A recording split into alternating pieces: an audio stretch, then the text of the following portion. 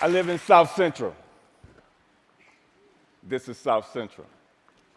Liquor stores, fast food, vacant lots. So the city planners, they get together and they figure they're going to change the name South Central to make it represent something else. So they change it to South Los Angeles. Like this is going to fix what's really going wrong in the city. This is South Los Angeles. Liquor stores, fast food, vacant lots. Just like 26.5 million other Americans, I live in a food desert. South Central Los Angeles, home of the drive-thru and the drive-by. Funny thing is, the drive-thrus are killing more people than the drive-bys. People are dying from curable diseases in South Central Los Angeles. For instance, the obesity rate in my neighborhood is like 5 times higher than, say, Beverly Hills, which is like probably 8-10 miles away.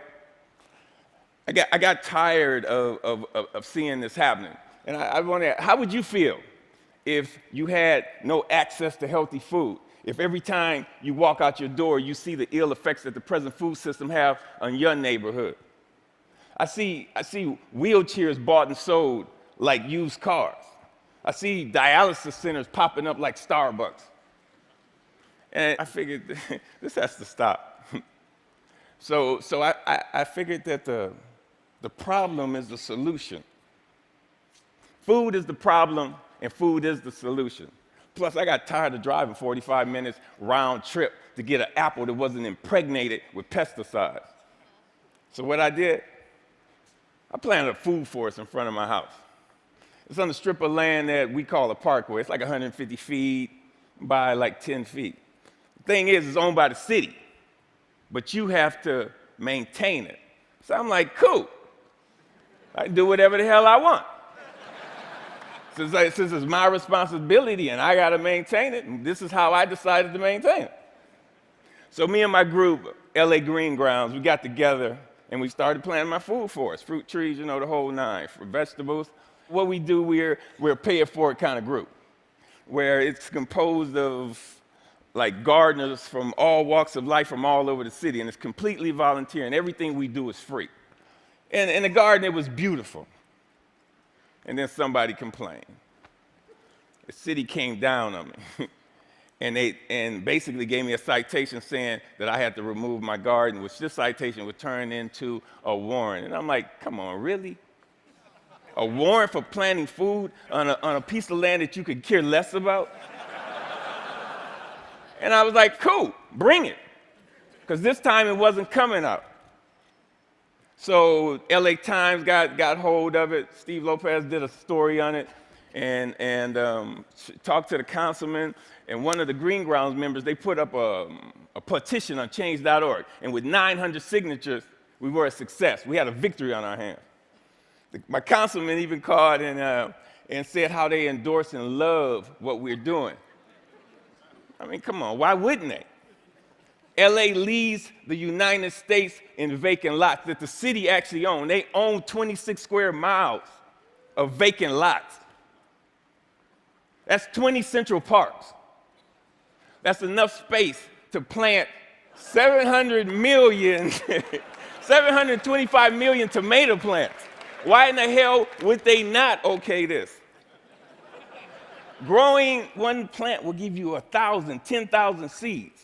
Okay. When $1 worth of green beans will give you like $75 worth of produce. It's my gospel. I'm telling people, grow your own food. Growing your own food is like printing your own money. Thank you. See, I have a legacy in South Central. I grew up there. I raised my sons there. And I refuse to be a part of this manufactured reality that was manufactured for me by some other people, and I manufactured my own reality. See, I'm an artist. Gardening is my graffiti. I grow my art. Just like a graffiti artist, where they beautify walls, I beautify lawns, parkways. I use the garden, the soil, like it's a piece of cloth. And the plants and the trees, that's my embellishment for that cloth. You'd be surprised what the soil could do if you let it be your canvas. You just couldn't imagine how amazing a sunflower is and how it affects people. So what happened? I have witnessed my garden become a tool for the education, a tool for the transformation of my neighborhood. To change the community, you have to change the composition of the soil. We are the soil.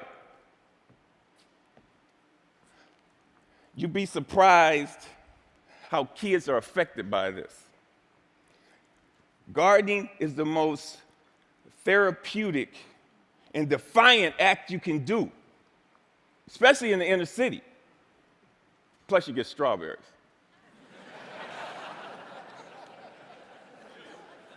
I remember this time, there was this mother and a daughter came. They were. It was like 10:30 at night, and they were in my yard.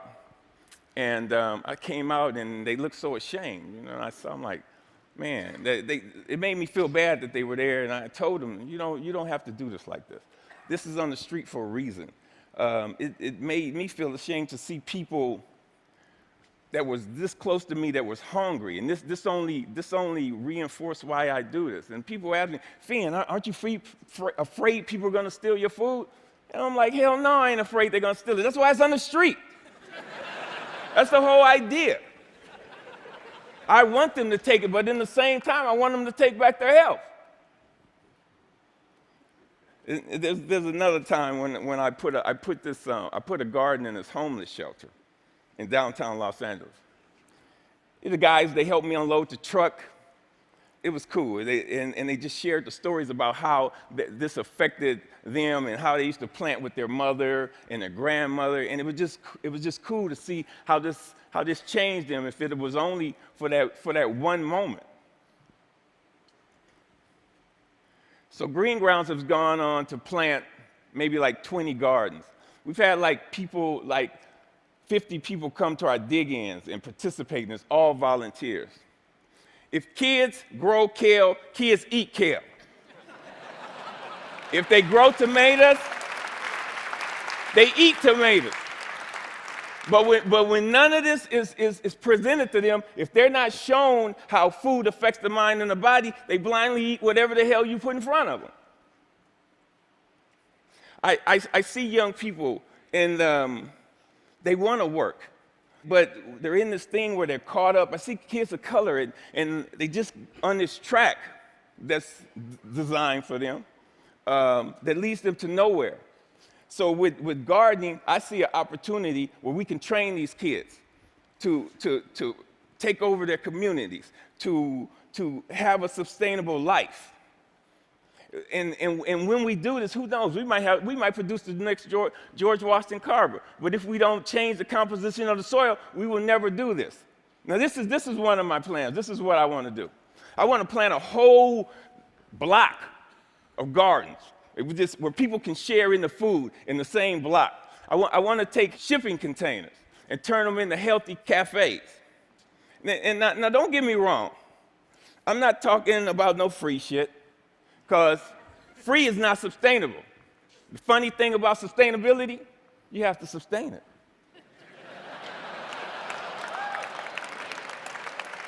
What I'm talking about is putting people to work and getting kids off the street and letting them know the joy, the pride, and the honor in growing your own food.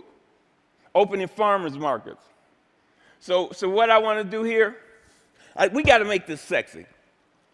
So I want us all to become ecolutionary, renegades, gangsters, gangster gardeners. We got to we got to flip the script on what a gangster is. If you ain't a gardener, you ain't gangster. Get gangster with your shovel, okay?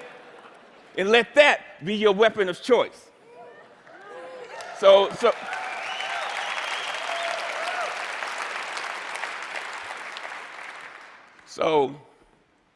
So basically, if you want to meet with me, you know, if you want to meet, don't call me. If you want to sit around in cushy chairs and have meetings where you talk about doing some shit, where you talk about doing some shit. If you want to meet with me, come to the garden with your shovel so we can plant some shit. Peace. Thank you. Thank you. Thank you. Thank you.